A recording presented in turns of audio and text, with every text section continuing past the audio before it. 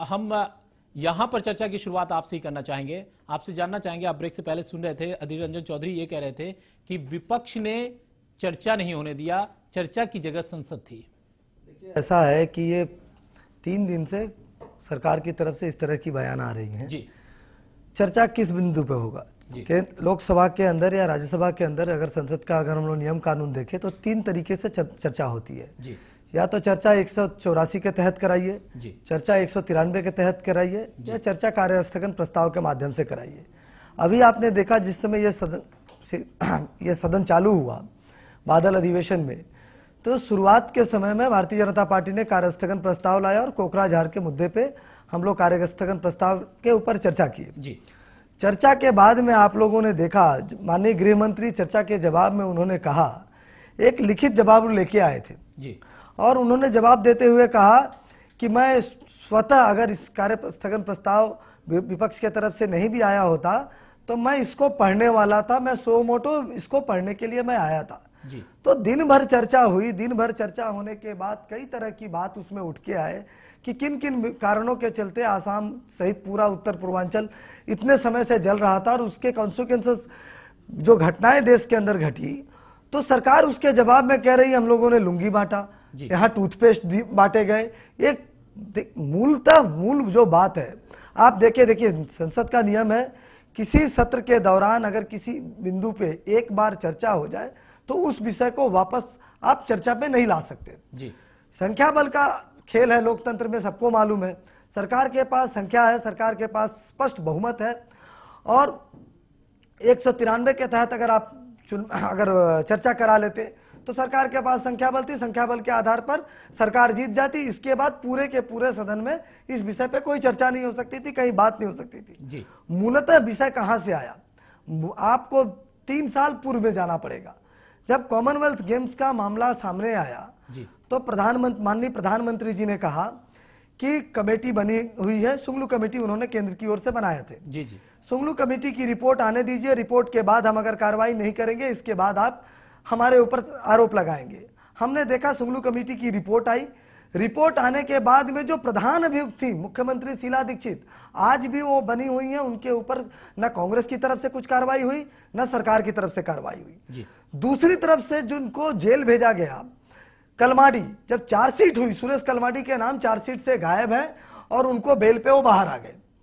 अब उसके बाद मामला आया 2G में। 2G में सरकार चर्चा की, चर्चा करने के बाद जो लॉस की बात आ रही, जो जीरो लॉस की थ्योरी चली, उसके तहत वापस यही बात है, पूरा 2010 का विंटर सेशन सरकार काम नहीं किया और पूरा का पूरा विंटर सेशन भेंट चढ़ गया। बाद में हम लोगों ने देखा कि 2011 के बजट सेशन के समय तत्कालीन सदन के नेता प्रणब बाबू ने पहल की और बजट सेशन से पहले वापस सदन बैठी और सरकार ने जेपीसी की डिमांड मान ली। तो अगर सरकार को जेपीसी मानना ही था तो पूरा का पूरा विंटर सेशन को क्यों जाने दिया। उसी तरीके से इस बार भी देखिए मामला, और जिसे माननीय अधीर दा बोल रहे थे कि छत्तीसगढ़ का घोटाला है, राजस्थान का घोटाला है या कहीं और का घोटाला, झारखंड का घोटाला है, तो चर्चा में जिस तरीके से विपक्ष की तरफ से या मीडिया के माध्यम से बहुत सारी बातें जनता के बीच में आ रही हैं, तो निश्चित रूप से अगर घोटाला में कांग्रेस हो, बीजेपी हो, जो भी हो, जो है वो पब्लिक डोमेन में आएगी और उसको सजा मिलना चाहिए। देखिए इस पूरे मामले में जो डेडलॉक था, डेडलॉक को खत्म करने के लिए यूपीए चेयरपर्सन सोनिया जी ने सुषमा जी से बात की। सुषमा जी ने उनके सामने 3 सुझाव उनको सुझाए। उन्होंने कहा कि हम किसी भी कीमत पे पार्लियामेंट बंद रहे हम नहीं चाहते हैं। हम 2 मांग करते हैं, एक जो आवंटित कोल जो ब्लॉक्स हैं, इन सारे ब्लॉक्स के ऊपर जो आपत्ति सीएजी ने उठाई है, इसको गैर कानूनी ढंग से बांटा गया है, बंदर बांट हुई है, कोई अखबार चलाने वाले को दिया गया है, कोई पान के दुकानदार को दिया गया, जिसके माइनिंग इंडस्ट्री से कोई लेना देना नहीं है।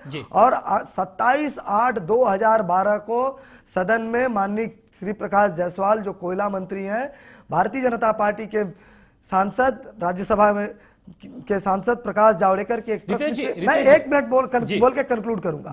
उनके एक सवाल के जवाब में उन्होंने अनस्टार्टेड प्रश्न 1592 के जवाब में उन्होंने कहा कि जो एलोकेशन हुए हैं उसमें से 72 एलोकेशन ऐसे हैं जिनमें आज भी कोई काम नहीं चालू हुआ है। तो जब 72 एलोकेशन आउट ऑफ 142 जिसपे सरकार काम नहीं चालू की है, हम बार बार कह रहे थे कि माननीय प्रधानमंत्री का जो एक टेबल्ड बयान है, उस बयान में उन्होंने कहा कि हम लोग इसलिए इसको जो कानून बनाए थे उसको इंप्लीमेंट नहीं कर सके क्योंकि राज्य सरकारों की आपत्ति थी।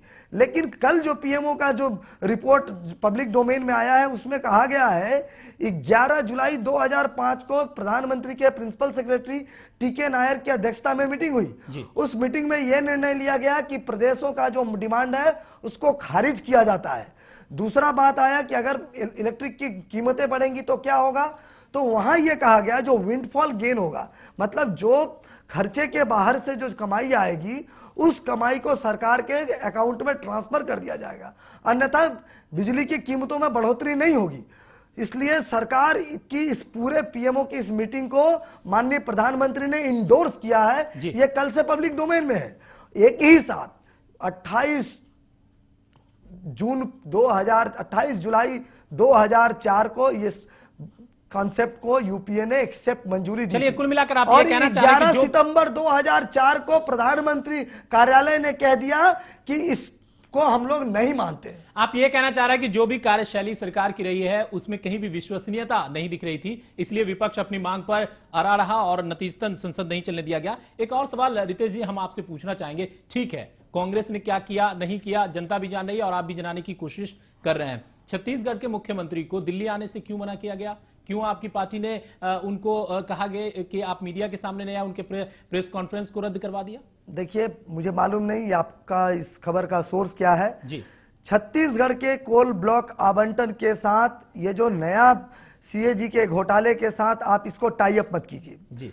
छत्तीसगढ़ में जो मामला अगर सामने आया है, अगर उस मामले को भी केंद्र की सरकार अगर अडॉप्ट कर ली होती तो शायद देश को इतना नुकसान नहीं होता।